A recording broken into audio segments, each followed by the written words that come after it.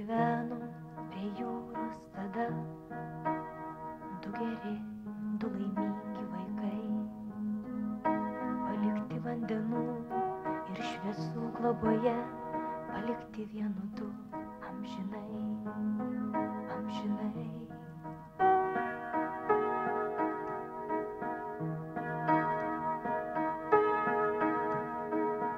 Mes klajojom pajūrio taku, neidami protingi, nei seni. Du draugai, tų žuvėdrų baltų,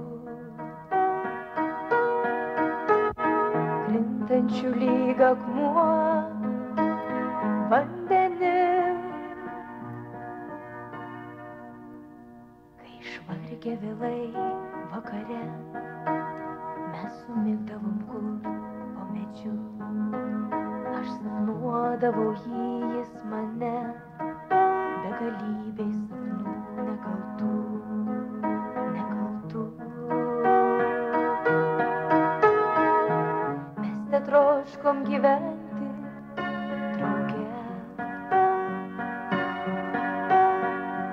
du vaikai mėlyna pajūry, lyg mirties, o po jo būt palaidoti paukščių, paukščių žinia, kad sapnuos amžinuos jie dainuotų kur nors netoli.